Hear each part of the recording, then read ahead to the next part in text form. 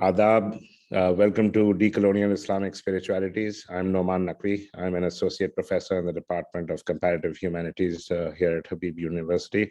Allow me to begin with a few words about this series before I hand it over to my colleague from the Institute of Arab and Islamic Studies at the University of Exeter, the director of the Institute of Arab and Islamic Studies, Professor Sajjad Rizvi. In the academic year 2020 to 2021, Habib University's program in Comparative Humanities and the University of Exeter's Institute of Arab and Islamic Studies launched a fortnightly webinar series titled Islam After Colonialism. The series charted the dramatic transformations under the devastating global impact of modern apartheid colonial rule in the nature of quote-unquote Islam in South Asia across culture, religion, politics, society, and the arts. In the event, the series received tens of thousands of views per webinar across global regions and groups, indicating the extensive public interest in the topic. The decolonial question of alternative pasts and futures was an important part of Islam after colonialism, given that contemporary concepts and imaginations of history, religion, politics, culture, and ethics remain hostage to the modern colonial heritage. This year, our new series, Decolonial Islamic Spiritualities, while remaining in a similar constellation of concerns and perspectives, extends beyond South Asia, as well as focusing in on the spiritual, ethical, and religious resources and potentialities that have been marginalized or obscured through the co-optation of religion by colonialism, as well as its inheritor, nationalism. In an increasingly troubled world, decolonial Islamic spiritualities are essential to the conceptual and existential strength of individuals and communities as they strive towards futures that are reparative rather than destructive. And with that, I'll hand it over to my colleague, Professor Sajjad Rizvi, to introduce our distinguished speaker today. Thank you, Nauman, and welcome from me as well. And it's a pleasure to introduce a colleague, Dr.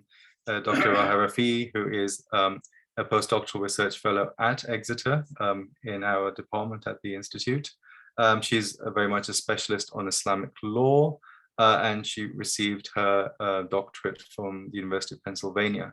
The topic that she's going to discuss today is very much within law, but very significantly, I think, intersecting with our particular topic, and also interestingly, I think is continuous with our previous conversations as well, which touched upon the development of Islamic law in the modern period.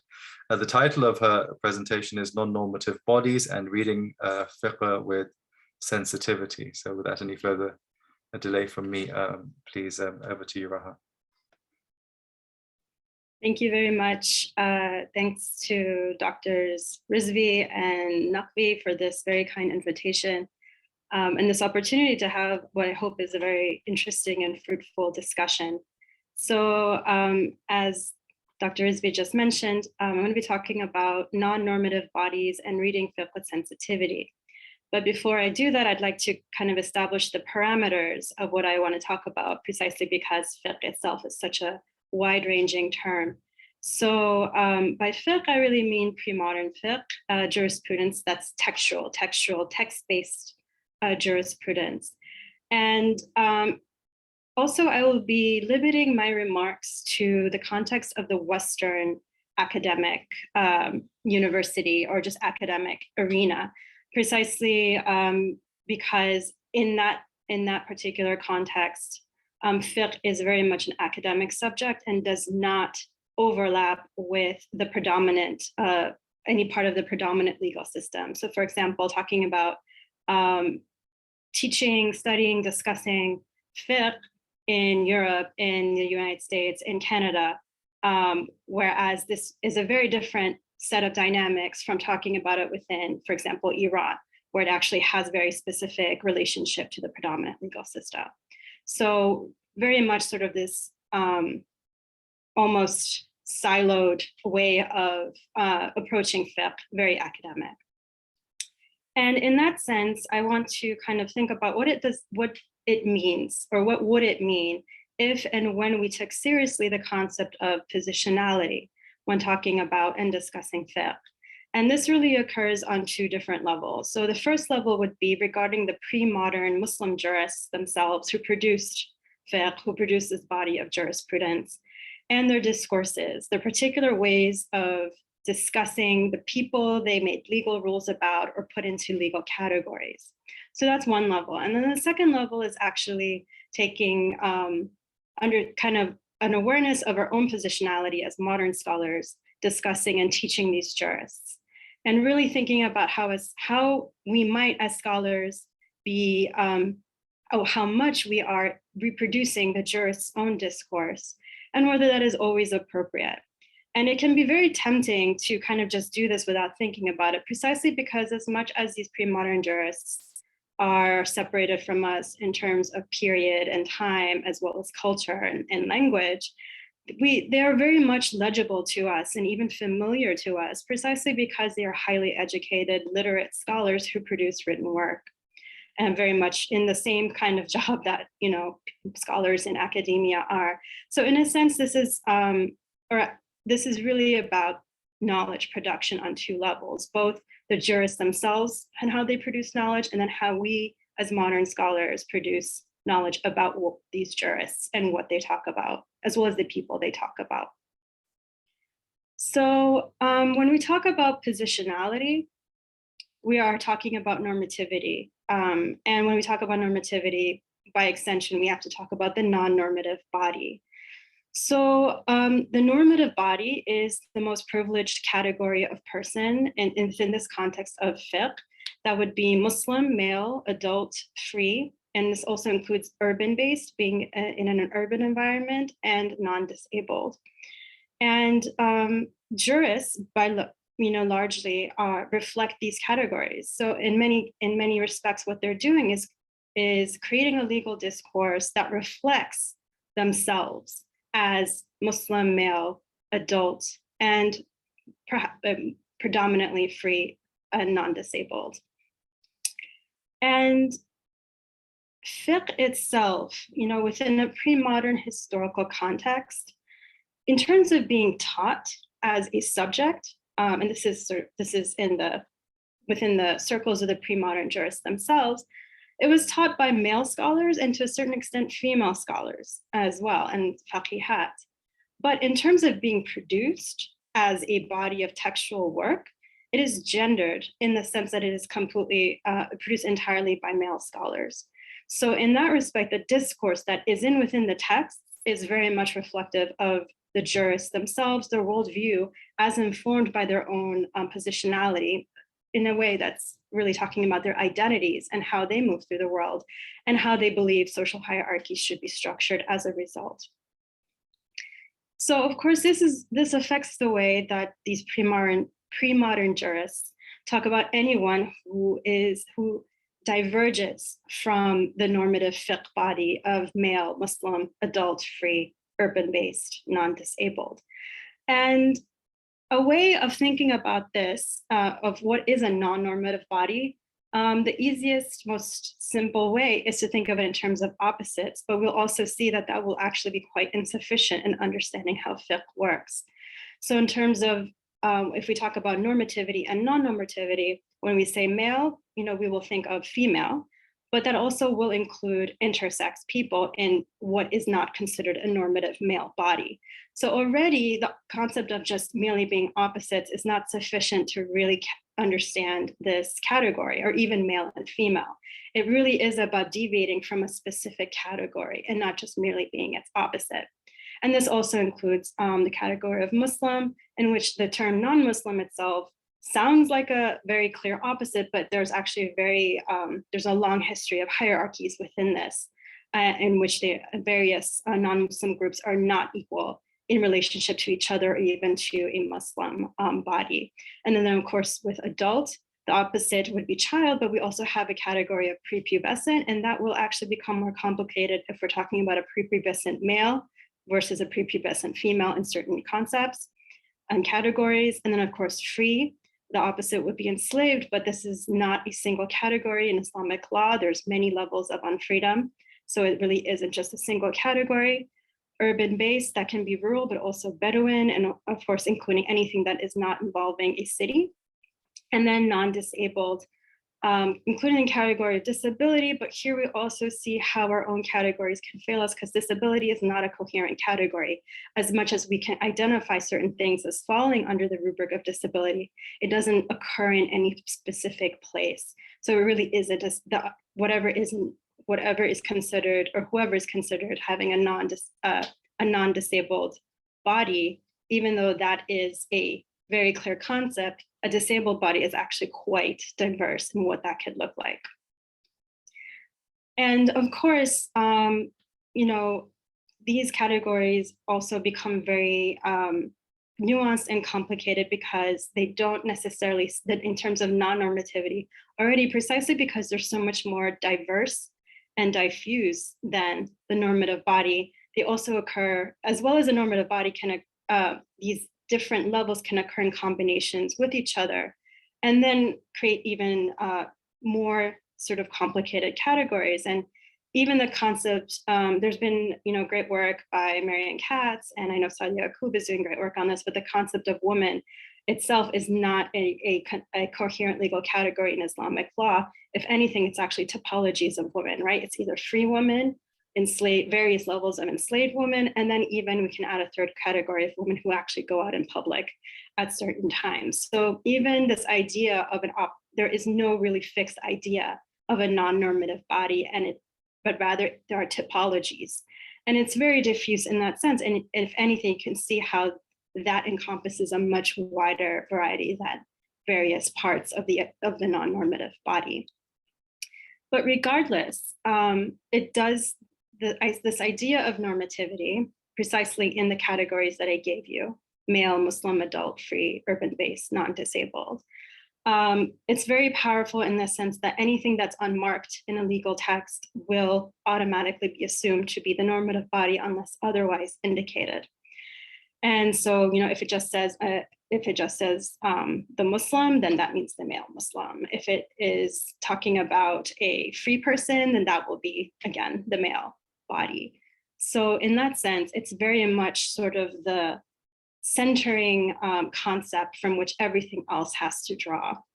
And this also affects, these concepts of even disability, in the sense that disability, if it's being discussed, it will always be in relation within the context of a male body, unless very, very specifically,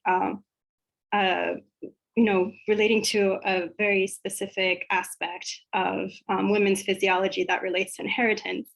But other than that, it will, again, kind of have this reversion to a normative body, even when speaking about a non-normative aspect. So disability being non-normative, but still referring to the disability of a male body by extension. So you will not actually have these complete discussions, like there isn't going to be discussions about women's disability in any real way, unless that's specific to a certain category, which is not very common. So the point in talking about sort of the non-normativity and the way it relates to the normative body is that diverging from these categories of normativity it's actually creating this non-normative body, bringing what is really diffuse into this concept of non-normativity. And as a result, the non-normative body becomes an object of juristic discourse that subjects it to ideas of coercion and power hierarchies. And as examples, since I don't want to say too much up in sort of theoretical realm, but we can talk about sort of how in discussions of marriage, women are often framed, being framed as wives. And then there's this, what you see very commonly is a discourse about the husband's access to their bodily parts for sexual reproduction and pleasure, or even having a sense of specialized access or even ownership to their reproductive organs. And then, by extension, we also see this in sexual access to enslaved women. So talking about, or in a way, and moving away from women in particular, also discussions, for example, about someone who cannot see not being able to become a judge, but because that is a fundamental requirement for being a judge, even though the explanation is not there. So barring someone who cannot see from a certain position of authority. So the things that for us as modern scholars may kind of come up as kind of complicated issues that have sort of a sort of sensibility that is going to be addressed in a modern context very differently from the way these jurists themselves see it, right? It's a very clinical, legal way of discussing these things within the pre-modern fiqh. But I should also add that this way of talking about sort of these non-normative, what is considered non-normative, is not specific to fiqh in any sense of the word. And to say so is actually quite Orientalist. Even if you look at American law, even if you look back of just even going a couple decades ago, the language regarding disabled people, the language regarding even women within marriage as well, can be very uncomfortable. And that's within the same language, within the same culture, within, people are still alive who, can even tell us about this. So it's really a kind of legal language that is talking about people in categories in ways that we now may not find very comfortable, precisely because we have very different ideas about women, and the idea of that everyone has a fundamental sense of equality, even though that's actually not borne out, unfortunately, in reality. But there is this idea that exists, and that this kind of reading of these pre-modern texts as people who inhabit, bodies today that are embedded in modern understandings of society, it can become a bit more complicated. And I'll get to what I mean by that actually in a bit, because I want to talk about a few things first before we get to that.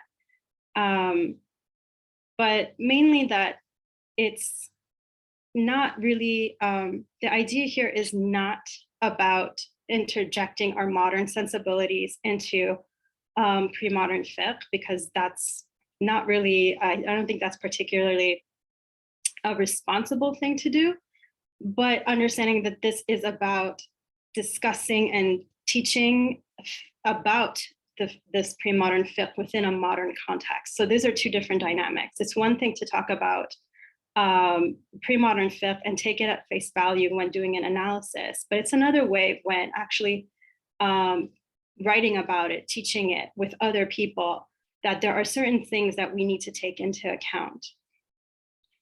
And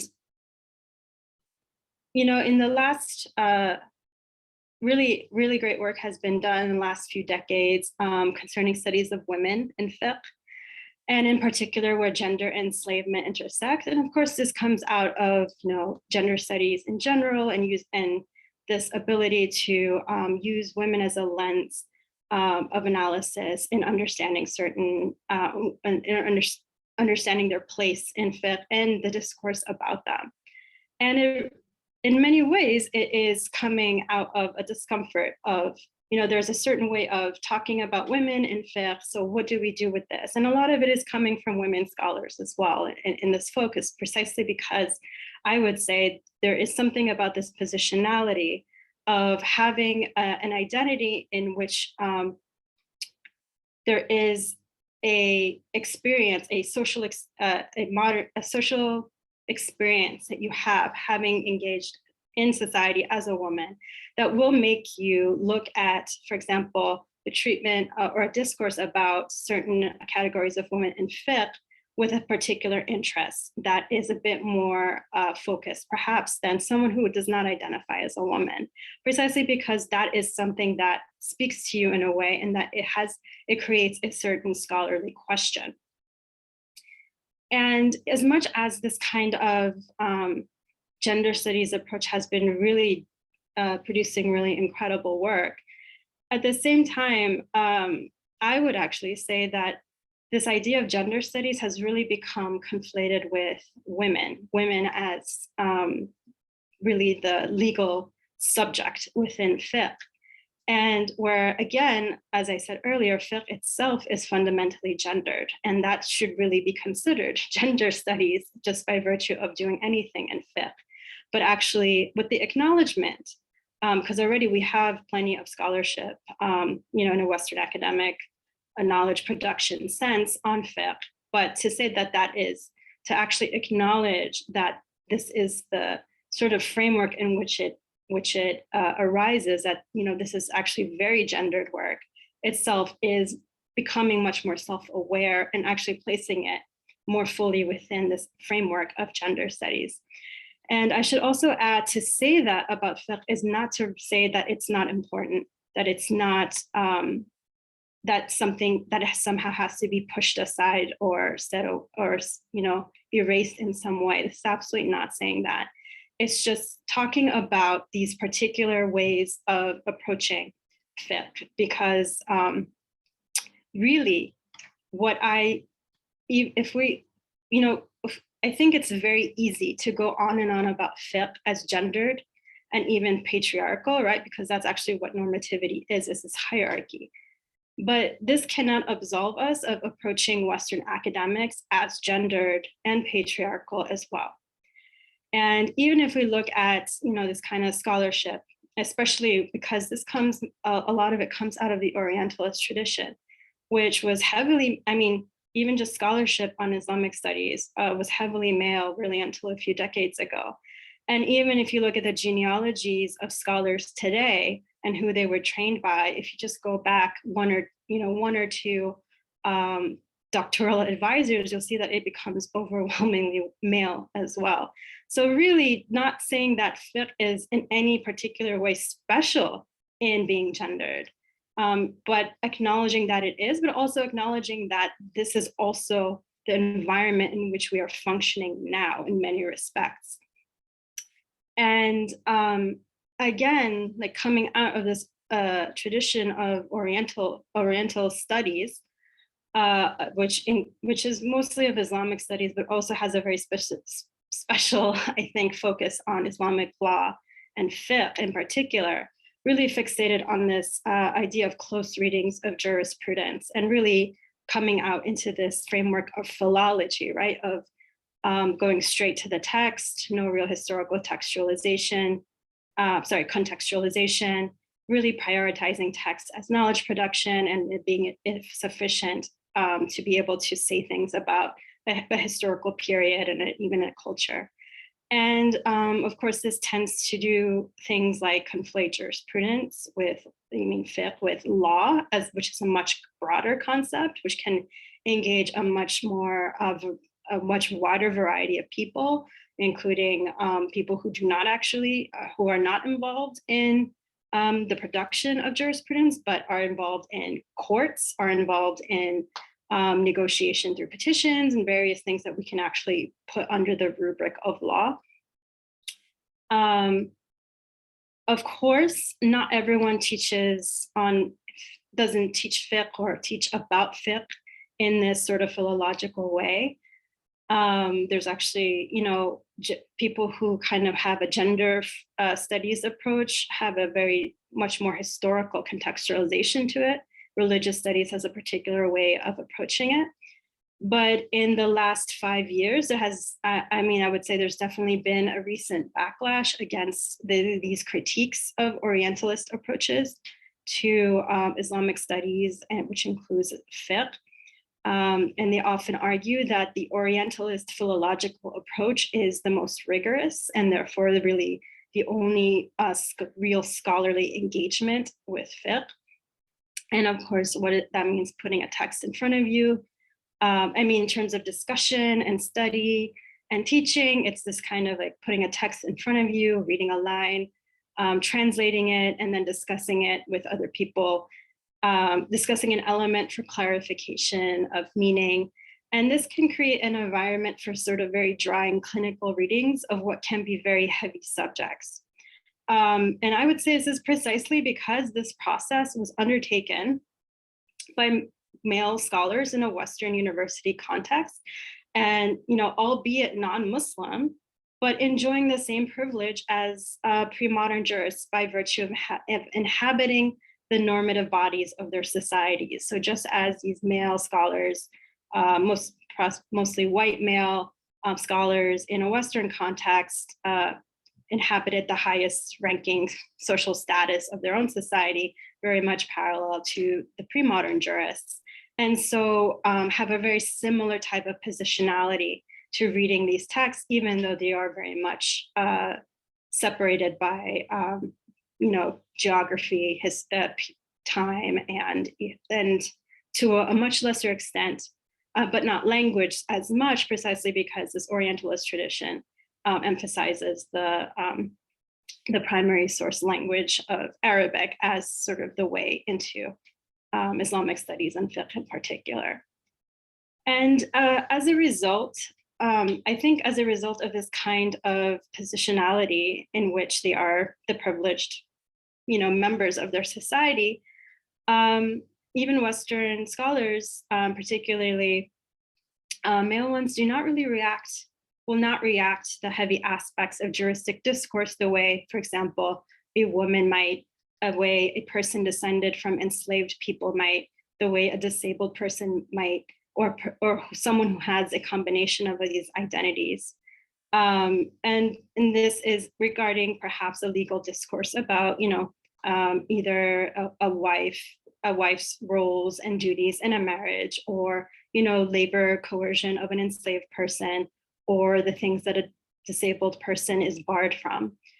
And so this is very much about the experiential, what people bring in terms of experience and identity to their positionality, right? And what will become something that's flagged to someone that someone else will just see as another legal problem. And again, I want to emphasize, this is not about imposing modern sensibilities on pre-modern fiqh, but rather it's about acknowledging two things. The first one is acknowledging that juristic or legal language, right? Because I said this is not specific to fiqh, is a register. It's a particular register of discourse. A person writing as a jurist may say something quite different when writing in a different capacity. And this becomes a question of genre. So someone who is writing as a jurist can say, about women's authority, can say something quite different about women's authority if writing in a Sufi text. And this can also go in a very different way, where fiqh is not necessarily the more conservative of, if you're comparing two genres, where an akhlaq text on women can be much more limiting of what women should be able to do rather than a fiqh text. So it's not that fiqh is automatically conservative in any sense of that word. And so the second thing to acknowledge, right, is that when reading fiqh, that jurists are talking to each other and writing for each other. And as a result, this reinforces this normativity, again, of what is the privileged body, and how do they talk about other groups of people or other bodies. And it really enforces that normativity through their own experience of the world and idealizing it through hierarchies, right, at which, of course, they are at the top. And it's also a very closed system in which there is no outside input about other groups. So for example, if they're writing about menstruation, they're not actually checking in with any women about what it means to be a menstruating person. They're just coming up with their legal rules because of this parameters that they have set for themselves of find the legal problem, discuss it, see what issues there are, move on. So it's very much a closed system. And so when it comes to discussing and teaching fiqh, then as modern scholars, contemporary scholars, it behooves us to ask, are we assuming a normative approach to fiqh when we discuss it? Which kind of leads to this question of, well, who is in the room when you're talking about something? Are you discussing like things that we would today like see as sexual coercion or even assault? And something that can actually evoke something in a colleague because of their own experiences, because of their own positionality. But are we just talking about it like it's just another legal problem, or are we actually making space for this positionality? And when you ask who is in the room, who are your colleagues, do they all share the same positionality as you? Well, you're going to be reading things in the same way every time, right? And that is the most comfortable way of doing things. But again, that goes into questions of, well, if who is in the room, then who is outside, which then of course goes into question of diversity in academia, that it's not about the comfortable approach of maintaining of of maintaining, quote, scholarly distance from the text, precisely because you are of a privileged positionality, and the text is the production of another group with privileged positionality. But when you actually bring other people in, right, what does that do, and what kind of questions does that bring up, precisely because of the sensitivities that are being brought in? And so then it becomes this question of how do you approach legal topics, which can be heavy, uncomfortable, or upsetting to the people or colleagues you are talking to. And again, this comes down with this idea of reading with sensitivity. And for example, if you're approaching it from a gender studies context, already that has a very contextual heavy basis for fiqh. In terms of theoretical framework, historical contextualization, and then bringing the text into it, which is a way of creating, a space for a lot of different reactions and therefore different understandings to the text, instead of just a flat legal discussion that is the same as any other legal discussion. However, what that does is if you focus heavily on gender as the framework, you can actually miss other concepts of non-normativity and therefore sensitivities as well, such as certain kinds of disability, precisely because you weren't looking for it. So when we talk about reading with sensitivity, it's a sort of an approach of being in the text, but kind of moving through the text with a heightened sensitivity of where things might actually become heavy for certain colleagues, or even because not everyone can anticipate where and when these things occur, but actually creating a space in which someone can give input into where sensitivities occur. So in this way, it means going beyond the level of language and discourse, this very philological approach to precision of understanding the argumentation, right? Because this is what sort of the people who, I guess, in some ways are very much pro-Orientalists understand rigor in scholarship is doing this. But instead actually creating space for contextualization or even breathing room, giving space for the input instead of just thinking that you are going to translate a line, discuss it in this very clinical legal way and then move on. Because if we don't allow for this kind of breathing room, we're really reproducing juristic discourse, which means reproducing the privileged normative approach to this. And it should be added that this is not about slowing down or not being rigorous in scholarship. If anything, differing positionalities are actually quite crucial for scholarly insights. They're not what holds you back. This is where you come up with new frameworks and questions, precisely because people are going to have different reactions to the texts. And again, this is not about saying what the text should be saying or what they should have done or saying they did something wrong. It's about the discourse, the actual language we use talking to each other. And as a result, actually acknowledging that these, precisely because we are inhabiting bodies, that we inhabit experiences, that our societies have very long histories with, treatment of women, intersex people, enslavement, disabilities, that we are bringing this, people bring this to a text reading through various angles and positionalities. And if anything, that is actually what you want, what you need to enrich that discourse, instead of just reproducing the same thing over and over, because you're not, there is really, I don't see much of, you're not the jurist, you're not a pre-modern jurist of fiqh, and you will never be. So trying to reproduce that actually doesn't do anything. You need to really step back and acknowledge both, where the jurist is, the language that the jurist is using, precisely because we're talking about text, right? And jurists can be even perhaps having a verbal discourse that's actually different from what they write more in a way, but we really don't know that at this point.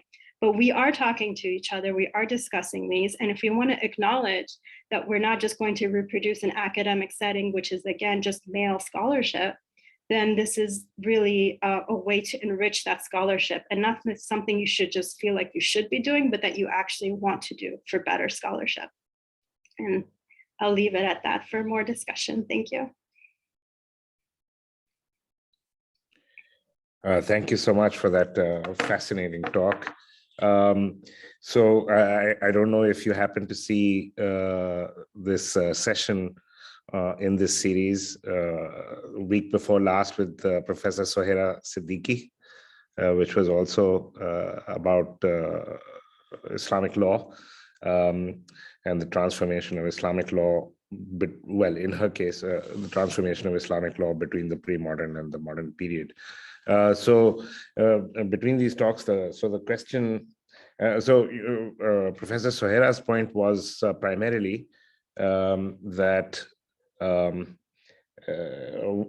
one of the main points that she made was that Islamic law came to dominate the scene in terms of defining Islam as such. Yeah, so something similar, I guess, Tomoko Masuzawa and other people have pointed out that the Orientalists tended to see Islam precisely because they came from a Christian background, both Islam as well as Judaism, as being primarily legal religions. So, so one of the questions that immediate question that I have is, are you also suggesting that in fact, there are these other positions, yeah, in talking about positions within the Islamic intellectual universe, which from which one can occupy and read fiqh, for instance. I mean, you of course did make a reference to one of these other positions, possible positions, which is the Sufi position. I'm reminded by some of what you're saying by Rumi. He says, "Mard Khuda nis faqih as kitab," that the man of God is not a faqih from a book. Yeah, and over here in South Asia, there's this 18th century figure, Bulle Shah, a very, very famous poet, who also says, "Pad pad ilm hazar kitaba, kadi apne aap nu padhya nahi." Yeah, that you read 1,000 books, referring, of course, to a faqih. Yeah, but you never read your heart. Yeah, talking about sensitivity. You never read your own heart. So is that one of the suggestions, that this is that in fact we can engage with fiqh from a larger universe of discourse? Yes, that's the. You're muted. Yes. So I think that's true when we talk about of Islamic studies as a whole. Yes, not to consider, just automatically consider fiqh, because again, I actually think fiqh is not the same as law. Law is a much broader concept. And yes, that has been an issue. But I actually had a very interesting discussion about this with a professor in Jewish studies when we were talking about this emphasis on law in both, Jewish studies and Islamic studies. But what was interesting was like, we're like, at the same time, it's not that it's not important. You still have to, like, it still requires attention. And I'm not saying it's going to be equal attention depending on your own research specialization, or that it should be predominant for everybody in the same way. But it's not to say that, because you want to focus, because, actually what we call Sufism is such an important historical role, as well as having, in Islamic studies, it needs to be integrated in much more diffuse ways. Doesn't mean that it's like, okay, it's not that the corollary is, okay, then Islamic law can just be this in this corner. I don't think that's not how I'm approaching it. at the same time, I've never referred to myself as a modern person so much in my life as I have in this talk. But what I really want to mean is that we are so embedded in our own contexts, and that even, within the nation state context and our kind of assumptions about law as something that just kind of exists and is so predominant, which is not how it functioned in the pre-modern period at all. If anything, you had to really argue for it a lot of the time. It could, under the Khanids, they didn't know if they were, like the jurists didn't know if they would have, any patronage or even institutions. They didn't know what was going on. So in this sense, that's more of a sort of a question about, I think, academics. What I'm talking about is once you decide to look at something in fiqh, this is, it's like, how do you approach it? And it's not to say that these, like what I talked about, that idea of positionality, I think that's actually applicable to most things. It's not specific to fiqh. But what I'm trying to say is that that is a rigor. It is a type of rigor. The way that people are arguing that, this very philological approach, which I think is just trying to stick close to this idea of the normative male body and authority through texts produced by male scholars. And that is the rigorous approach. And what I'm trying to say is that this is not less rigorous. This is actually quite rigorous to approach it in this way and to adjust it, that you're looking at the same sources. I'm not saying look at different sources, because I'm assuming here a legal question regarding within fiqh, because that's not going to be, not all Islamic studies questions will come here, but that's what I specialize in. That's what I'm familiar with. So in this context, that, it's not about having this notion of objectivity, which I don't think exists, right? We have these sort of pretensions to objectivity that, especially we're modern, we know about, I don't know, we have all these concepts of that are different from these pre-modern jurists, and they didn't know, like they were just making things, but we know about them. But it's like, but we also need to keep in mind things about ourselves, that we're very much embedded in very similar structures, and that just talking about women as legal subjects is not the only way to approach this as a gendered subject, that fiqh is fundamentally gendered, so that it is privileging certain bodies and talking about them in ways that are not particularly, perhaps we would consider kind. And that's not to say that, it's not to have a moral judgment on the jurists, but to say like, this academics is to a certain extent about a collaborative, it is a collaborative project. We all bring together our research to move something forward in the field.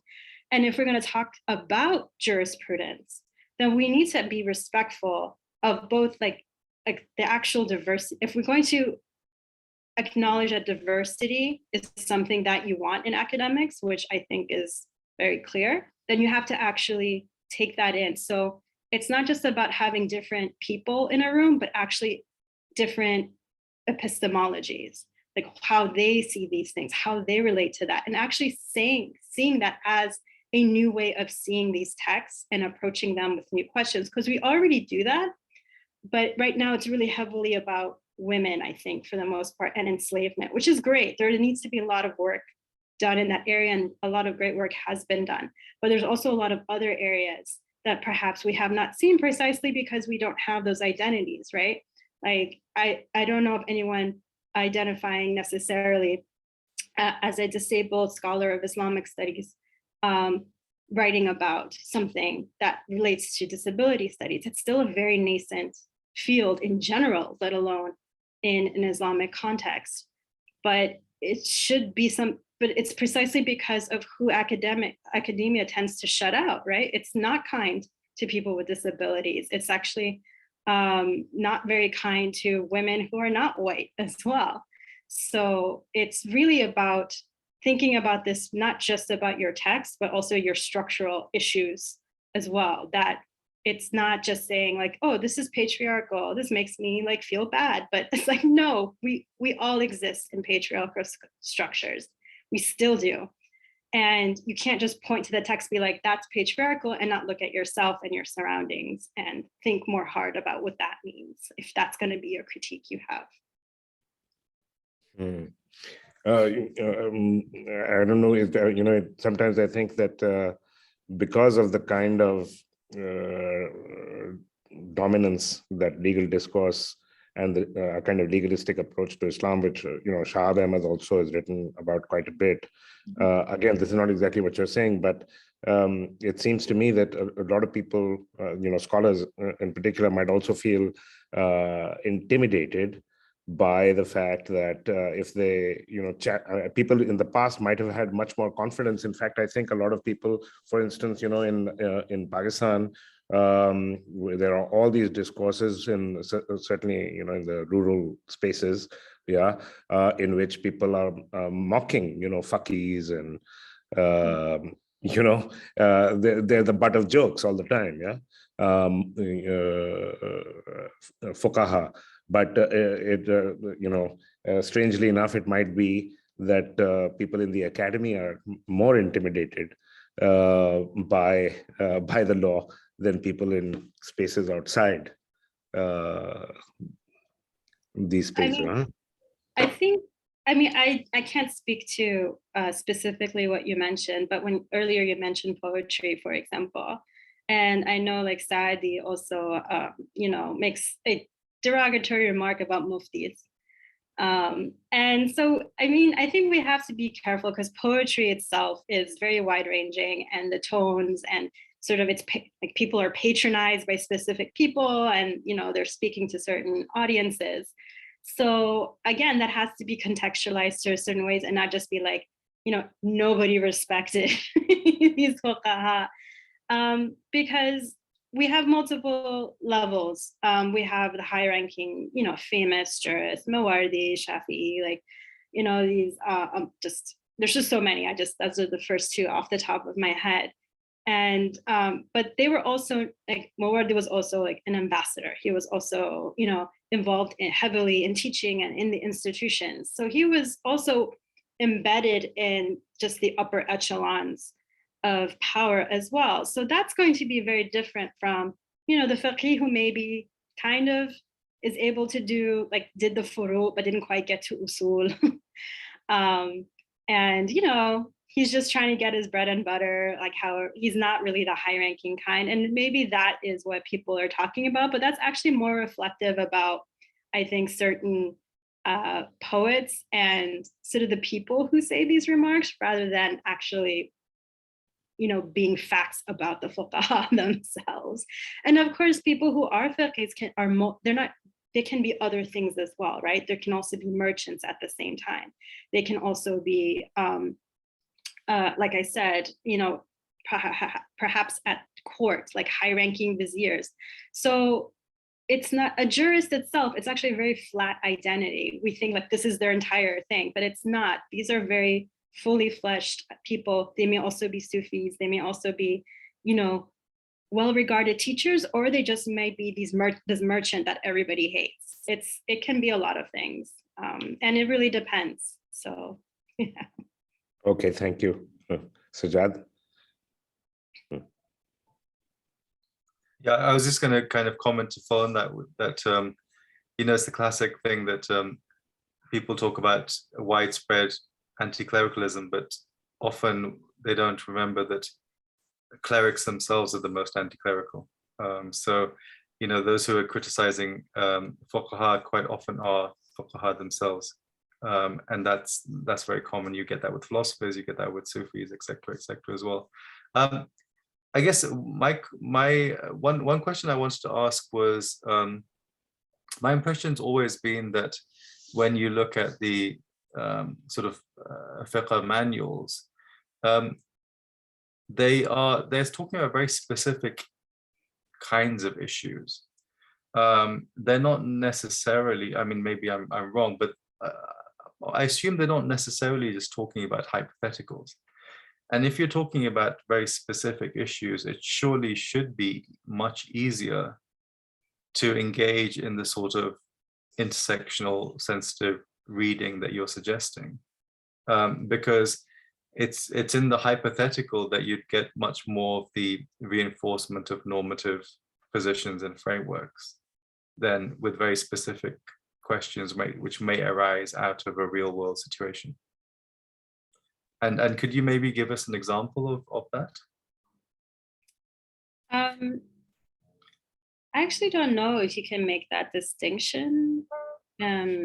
Because I have to also, I should have said this earlier, you know, talking about fiqh, even pre-modern fiqh in this very broad way, kind of gives the impression that it just kind of looks like one thing. And it's such a varied and even in terms of subject matter, it can be so rich in the ways that it approaches certain things. So I definitely don't want to give the impression that, you know, if you just look at this, if you look at examples, they'll all be patriarchal. Or if you look at, you know, the theory, that it will somehow be just a theoretical framework with, you know, certain assumptions. It's very hard to characterize fiqh. I'm one of those people who's like, you can't characterize it in one way. It's definitely like the elephant in a dark room with people touching the trunk, touching the legs, touching the body, and describing it as a snake, describing it as a tree. And it's like, it's not that you're wrong, it's just not the whole thing.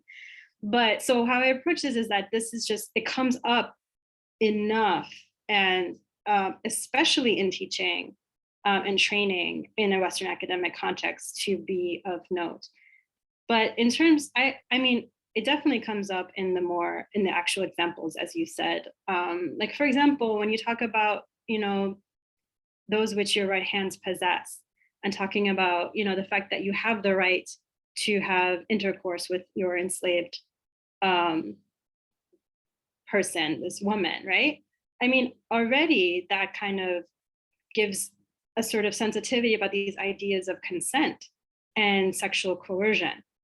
So it's not, I wouldn't say that you don't see that. If anything, precisely because this is how, at least when you're being trained, you know, often they go tell, I mean, I was told, go look at a furu text and just go read these topics. And I remember it was Marghanani for some reason. And, you know, and we actually have some evidence to know that this is also how pre-modern jurists, or pre-modern, like, people who were training to be jurists, you actually learned about fiqh by starting with furu. And once you, you know, mastered furu, then you would move to usul, the theory. So this is what people are being exposed to, more so than usul, right? Because most people don't even make it to usul. But in the furu, I mean, if you're just talking about, like, yes, if this person, you know, this person cannot bear witness because of these particular features, or like I said earlier, like a person who cannot see is not allowed to be a judge. So you sit there and you're like, why? And there's, I mean, this is, I focus on adab al-qadi, so I can tell you, like, they don't give you reasons why. It's just this sort of notion of power and the dignity, and sort of like what a judge, like how he should kind of present himself, and how people perceive him. And so I would find that really uncomfortable to just bar somebody, you know, who cannot see from an office because of these ideas.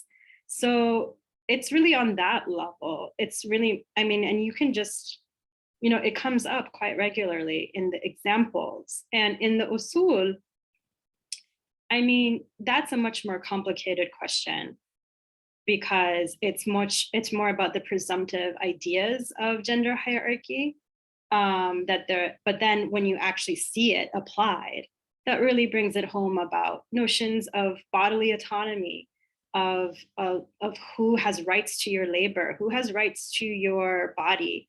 And you know, just bringing them up as legal examples is, I think, has to be done sensitively. And it has, I wonder how people do this in, like, for example, American legal contexts, right? Because again, this is not specific to fiqh, but, you know, we have very problematic ways of referring to people with mental disabilities in American law. So it's like, how do you approach that? You know, are you just assuming everyone is on this, you know, everyone's like gonna just read this and not have a severe reaction to it? And it's really that reaction that I think brings up the really important questions. Sorry, that was a bit long-winded, but I would just say that it's very basic examples that you see like that in the actual application of it. It's not everything. I'm not trying to say this is what all of it looked like, but it comes up enough. And if anything, if you have, these people with different positionalities, you might actually be surprised where you wouldn't expect to see it as well, if it was just you and your own positionality, but not someone with a different set of positionalities would point things out to you as well. And I should add that this is also it's a function of our own evolving ideas today as well, because even the concept of consent is very new, really. It's really been developed in the last few decades. Even this concept of like human rights is only from the last few decades. I think people forget that this is actually really typical of legal discourse and hierarchies in legal discourse. And that even though we're just like, wow, this feels a little bit like, a bit of an affront to what we know. Again, what we know is what we have understood to be sort of the appropriate way to talk about people is still evolving, and someone can easily come and say like something that we publish now was written in a very insensitive way, right? Like these things are evolving quite rapidly, but also acknowledging because they are evolving and have been fairly new, that this isn't something we can just impose as a value judgment on pre-modern fiqh either. Quite so. In fact, I mean, sometimes when you read articles from the 1990s, they seem to jar and you think, oh, people really wrote that down in that way. Whether they're talking about law or whether they're talking about certain other areas as well. I mean, I guess one other issue perhaps, and maybe this is about establishing some sort of framework, but it makes me think of some of the things that we were talking to Sahara about the other day, which is, so what is fiqh for, right? I mean, what's the point of it? Okay, if fiqh in itself is too big a category, then, what is the point of collecting and promulgating or disseminating a collection of fatwas? Or what is the point of, a work of Furul Fiqh kind of being copied and taught, etc., etc. I mean, obviously there's a certain kind of what you might call scholarly or academic training, as you mentioned with Furul in particular. But yeah, what is it for? Is it for kind of giving a certain framework for moral agency? Is it for establishing and promulgating the public order? I mean, the question there is for whom as well, because it's like, why are we talking about fiqh right now, as opposed to anything else? And also the pre-modern, I mean, if you're asking about what were the jurists doing, these pre-modern jurists, it's like, well, there's a huge array of answers for that. One of which, I mean, few which do include what you mentioned, which means, yes, they were writing to establish their authority.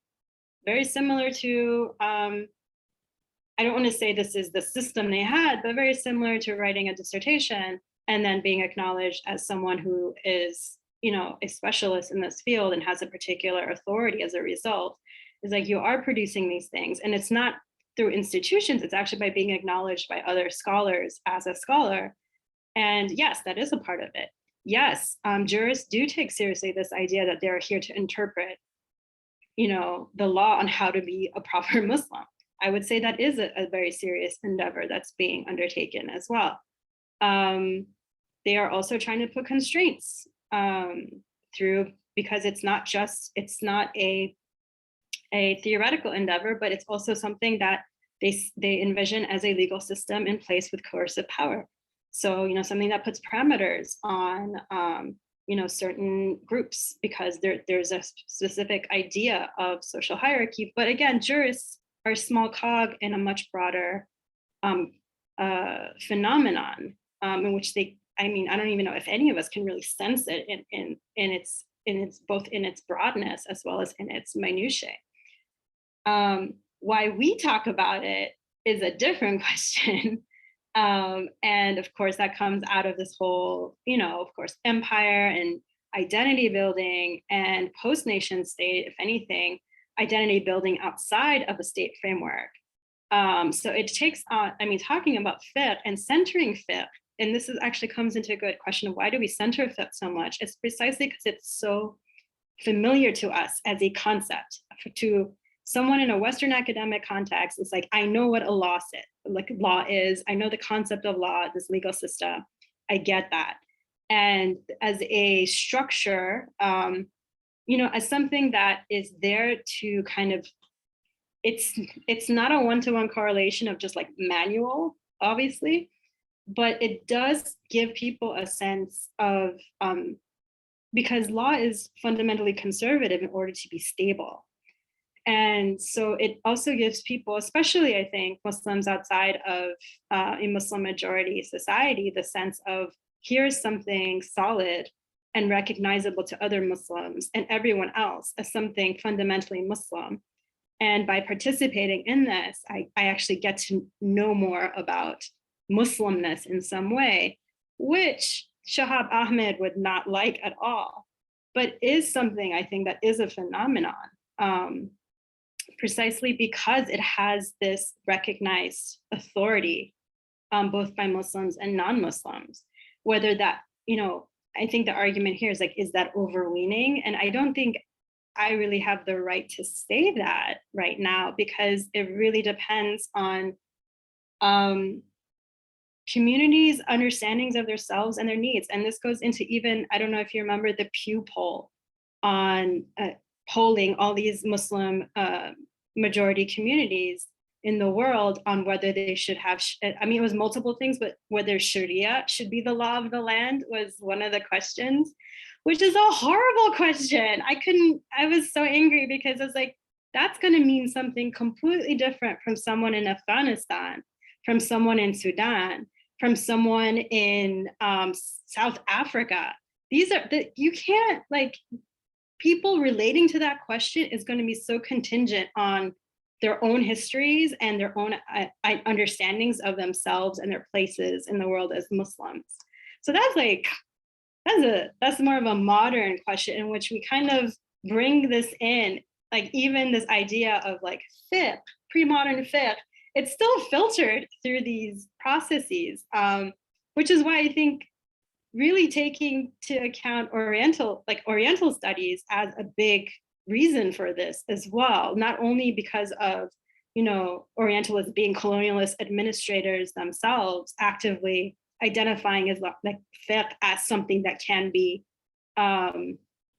used to administer a community, but also bringing that into the Western academic context as well by just saying this is a rigorous understanding. This is what you need to know to understand Muslims.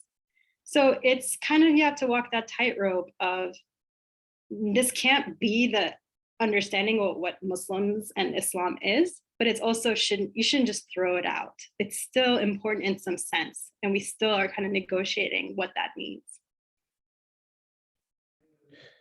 Right. So, you said twice you addressed during your talk, maybe more, but twice that I registered, you made a very interesting argument against the charge, as it were, that the argument that you are making is presentist. Yeah, because that would be the most likely sort of thing that people would say about what you're saying, that you're being presentist.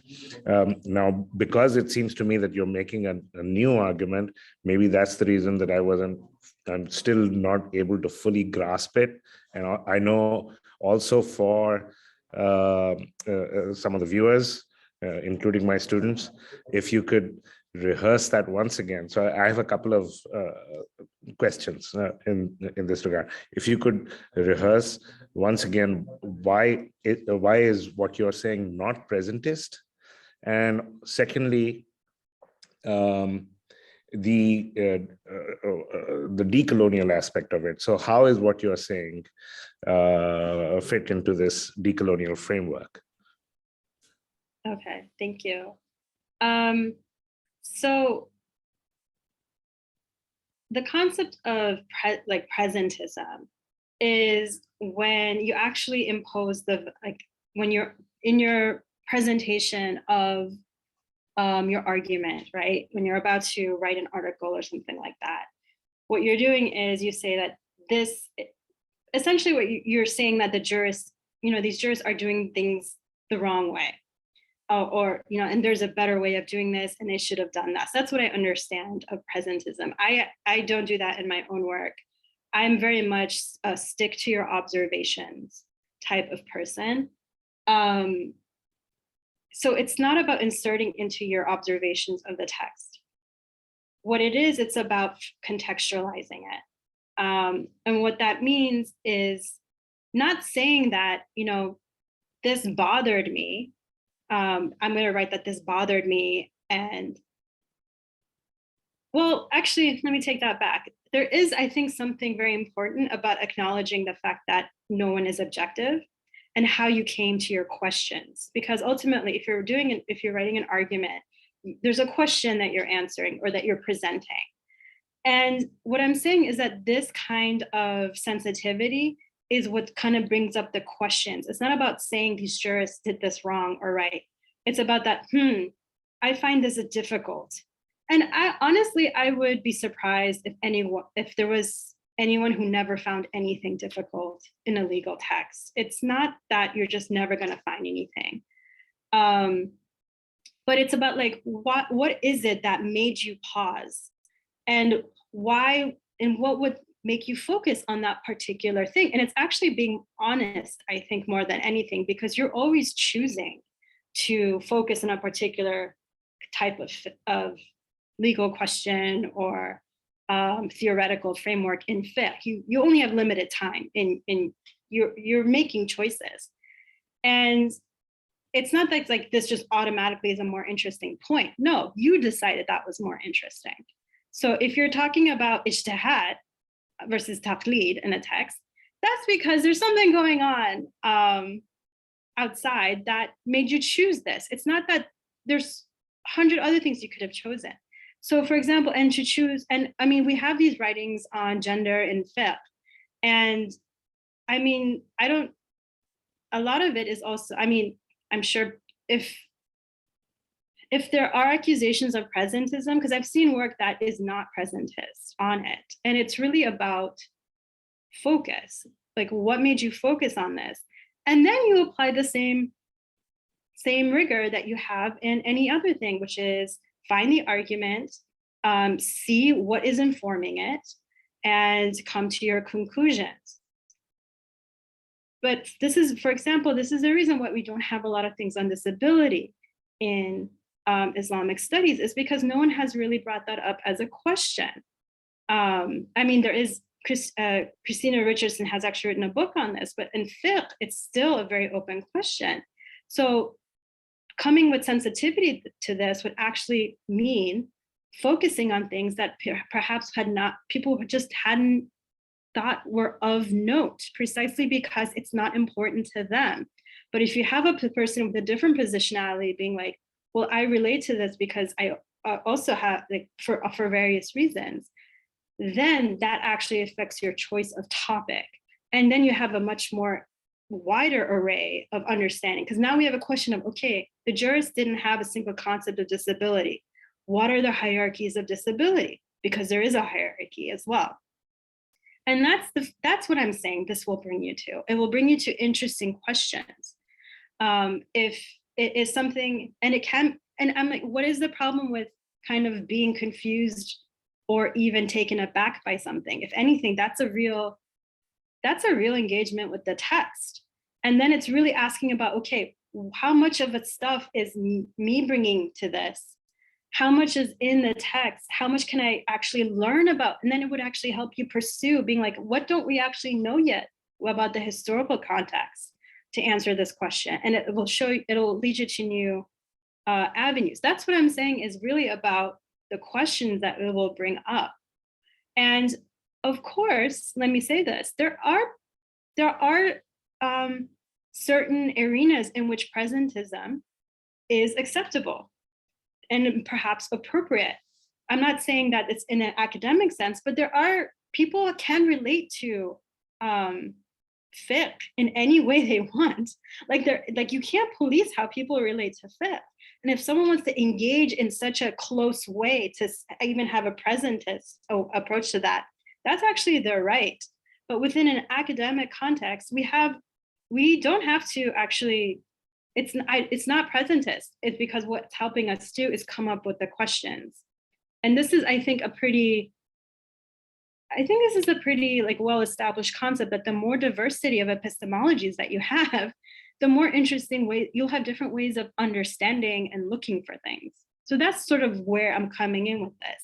It's not even necessarily hopefully there'll be also modes of analysis informed by this. I'm not that, I can't give you like what that would look like, but it's really about the questions that we will bring up more than anything. Like why have we ignored this part of it for so long? And precisely because now it jumps out at somebody else and they're like, no, I need to figure this out. It might actually be presentist to call it presentist. Right? Yeah, in that. Yeah. Yes, absolutely. Like, the term labeling something presentist again is it's not an innocent thing, and it's very loaded, right? And some people might be saying like, no, I'm actually engaging in the actual spirit of this thing. And that has an appropriate place in its own place, right? So I don't want to say like presentism is fundamentally bad. This is actually how we engage with a lot of things. But I can tell you, since in an academic sense, that's not the approach that I'm advocating for necessarily. And just going back to your question on was it decolonization or decoloniality?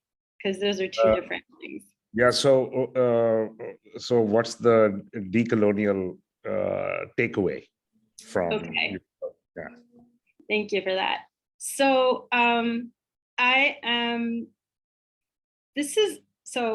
want to make clear sort of my own positions regarding this. So this is about diversification of epistemologies within an academic context. I don't believe that diversification is the same as decolonization, because I definitely subscribe to the idea that decolonization is not a metaphor by Tuck and Yang, that it's very much about structural changes, which involves things like not having students go into debt, like not having universities have portfolios that are destroying the environment and possibly fueling mercenaries for, that's what I understand decolonization to be. So this is not decolonization in that sense whatsoever. It's becoming more self-aware. It's more about diversifying epistemologies, but having these discussions in a classroom is not going to change anything outside of that classroom. And the university, I would say, has a lot of structural change that it has to go through in tandem with the state as well. Because decolonization was originally meant to be tied to actually, freedom from an empire and creating a state, but then acknowledging the problems of, post-freedom and not really having democratic processes and all these other things. But having said that, I want to kind of emphasize that hopefully it was clear from what I said, but I'll kind of reiterate it if it wasn't, that just reverting to something that's quote traditional does not make it decolonial in any sense of the word, and is not I actually don't know what decolonial means, so it's not a decolonizing process in and of itself. So as I said, it is a colonial kind of concept to raise fiqh as the highest form of Islamic production and the only real authoritative form, yes.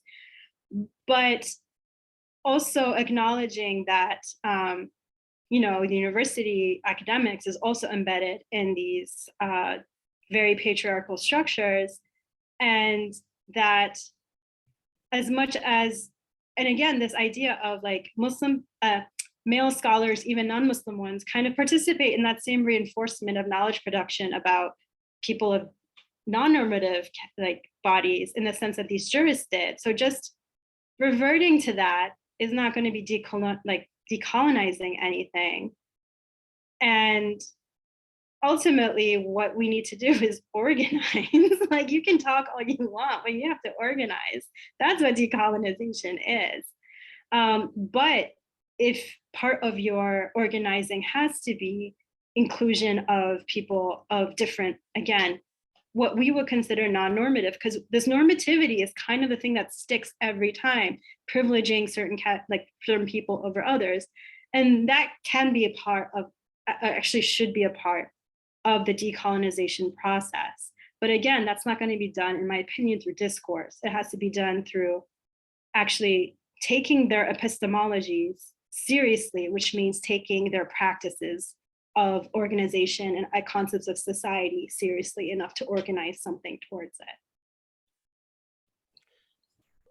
I agree with you, of course, entirely that, decolonization, I mean, it's really a question of changing the entire global order, right? I mean, in fact, I mean, because we have, we also have global apartheid into the present.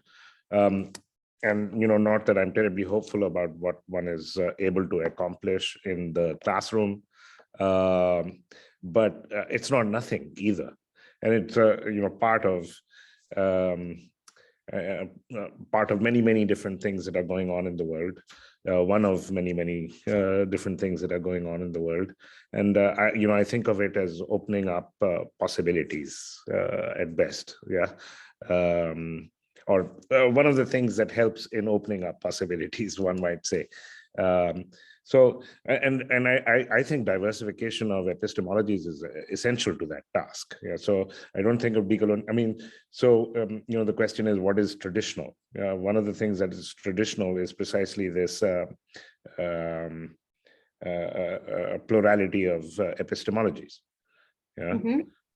So, I mean, the modern order, just like the example that you just gave, the extraordinary dominance of the whole discourse of law and of legality, which is so closely tied to the modern nation state also. And the reason, I mean, so it's not, the nationalism is, as we were saying at the beginning of this, also nationalism is completely indebted to this way of looking at, the way of looking at Islam. Also is obsessed with law. Actually, the other thing that that occurred to me when about that remark that Sajjad was making about how even faqihs criticized faqihs. Yeah. Right. That's because, and this is the question I wanted to ask you, is, I mean, Sajjad already asked it earlier, but I think, one can't really get away from this maqasid Sharia, the question of maqasid, because, when you, the reason they are able to do that, the reason that the faqihs are able to criticize faqihs in the past is because precisely with the law is not an end in itself. It has some reference outside of itself.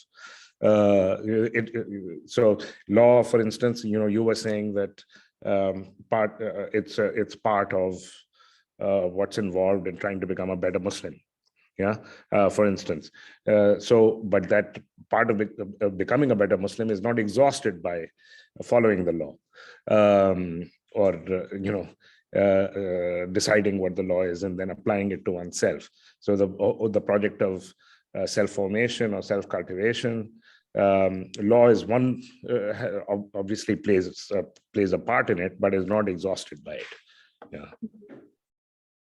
I mean, again, I think, yes, absolutely, I agree. But also, it's like jurists are thousands and thousands and thousands of people. They have many different reasons, and some people are just committed to this idea of there's this thing that will just follow it. But again, we we're also imposing this idea that the law is clear, because so much of it is also there to entail discussion about the juris. And then there's a different element of it in which there is a apparatus in which rules can be applied, which there's a court in which there are rulers, and there's mazalim, which the jurists don't acknowledge ever, right? They acknowledge a very specific court and not like these other courts, but they know they're there. They know they're there. So it's really about, in many ways, like it's a mode of authority. Being a jurist is a mode of authority, and that's an interest. So you will push your interest if that's what's giving you authority. And I can see how that would clash definitely with other groups if you're trying to make it, if it's in your interest to try and make something predominant, whereas there are other modes of authority that will push against this, like for example Sufism, but also notions of science that don't always, Islamic science even, that don't always match up with notions of law, and then you have clashes of authority. But I also don't want to characterize everything as clashes. Like, again, it will look like everything because it's like the geography is so wide, the jurists are so diverse. And again, they are also not just jurists, they're also functioning as participating in other alternative modes of authority. As I said earlier, like Sufism, they're Sufis themselves, like Ghazali, So, it's broad, and there's going to be people who don't like jurists. There's going to be groups who don't like jurists, and I go hard at other scholars. I think it's a very scholarly thing to do, to critique your own, critique your own sort of pool, precisely because you're invested in it, and you're like there's things that might like the way people are describing certain things don't quite get at what you think is really the heart of it. And that's about, ultimately, it's about everyone really being invested in it. So that's what's being expressed. It's like a real investment in this ultimately. Thank you. Yeah, that's very clear. Well, I think we could go on for a while, but we've been at it for quite a while. So Sajjad is not able to be present to say goodbye and thank you very, very much for this very enlightening talk. Thank you for the invitation, and thank you so much for your questions and your engagement. It was, yes, as you said, we could go on, and hopefully we can continue in the future at some point. Inshallah. Thank you. Thank you very much. Bye-bye. Bye-bye. Bye.